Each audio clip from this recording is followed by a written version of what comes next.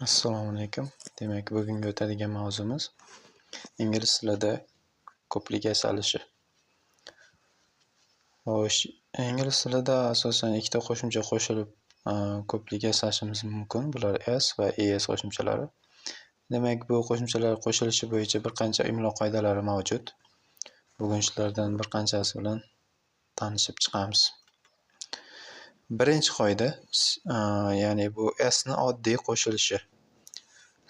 Singular plus s, ya'ni biz har qanday ot so'z turkumidagi so'zga biz s qo'shimchasini qo'shib ko'plik yasashimiz mumkin.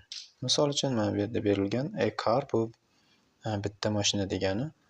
Agar ko'pligini yasamoqchi bo'lsak, s ni shunchaki qo'shib qo'yamiz. Two cars bu ikkita mashinalar degani. Ya'ni o'zbek tilidagi lar qo'shimchasiga to'g'ri keladi. Bir qancha misollarimiz bor bu yerda.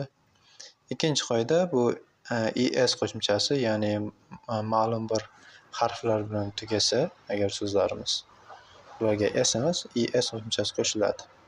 Bularga 5 tagina harflarimiz bor. Bu s, sh, ch, double s va x harflar bilan tugasa agar so'zimiz, biz es qo'shimchasini qo'shamiz. Misol uchun bus, a bus bu bitta avtobus. Agar ikkita avtobuslar demoqchi bo'lsak, oddiy s emas, es, two buses bo'ladi. Ikkinchisi a much, too muches, dish. Ko'rgan bo'lsangiz, bu so'zlarning hammasi mana bu yerda berilgan qoidaga asosan berilgan. Dish, dishes, class, classes, box, boxes, suitcase.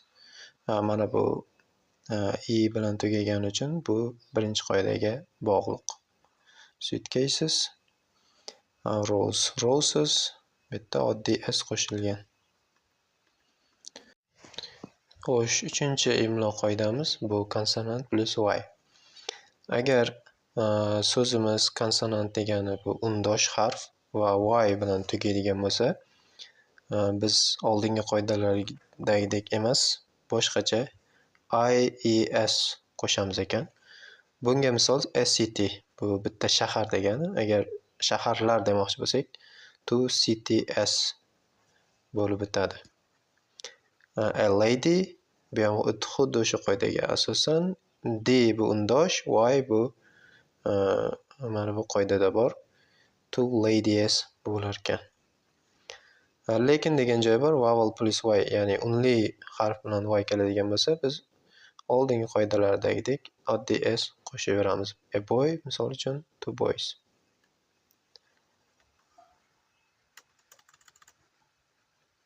Demak, keyingi qoida bu f va fi bilan tugaydigan so'zlarga tegishli. Bu yerda biz thief misol uchun, thief bu o'g'ri degani, bu f harfi bilan tugagan. Biz uni ko'pligini yasamoqchi bo'lsak, a thief o'g'ri, o'g'rilar, two thieves. Ko'rgan bo'lsangiz, f bilan tugagani uchun bu yerda qoidaga asosan v'ga o'zgaryapti. Keyingisi wife, a wife, two wives. Bu yerda so'zni tarkibida o'zgarish bo'lyapti. Yaxshilab e'tibor berishingizni so'rayman. Roof, lekin bitta oddiy s qo'shiladi. Bu mana shu qoidaga tushmaydigan istisno holati. Keyingisi bu yerda o bilan tugaydigan bo'lsa, s qo'shamiz ekan. Bu ikkinchi qoidaga tegishli. Tomato, tomatoes. Potato, potatoes. Lekin degan joyi bor. Ikkinchi qoidaga istisno holatlari bor. Bu yerda o bilan tugasa ham biz s emas, oddiy s qo'shishimiz mumkin. Radio, radios, video, videos, foto, photos. Bu faqatgina mana shu so'zlarga tegishli. Keyingisi bu yerda irregular plurals, ya'ni noto'g'ri otlar.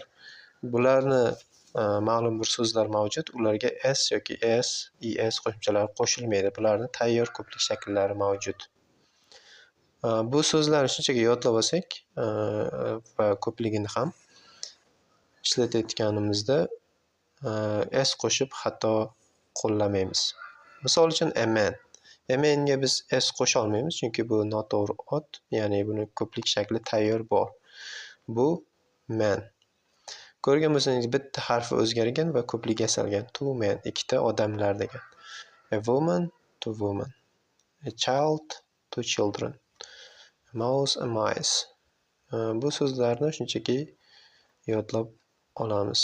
To tease va shunga o'xshash so'zlarimiz mavjud. Practice demak, box bu qaysi qoidaga tushadi? Boyaga aytganimizdek, ikkinchi qoida.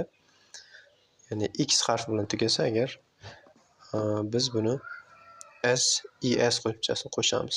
Rose bunga oddiy s qo'shilishi mumkin. Keyingisi coat, bu ham birinchi qoidaga tushadi, oddiysi.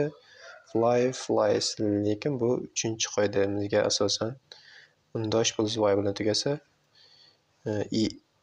es qo'shiladi. Glass, glasses, leaf, leaves, cherry, cherries bo'ladi, fox, foxes bo'ladi. Va bir qancha misollarimiz bor bu yerda. Bu mavzu juda ham oson mavzu ingliz tilidagi. Agar savollaringiz bo'ladigan bo'lsa, kommentariyada berib ketishingiz mumkin.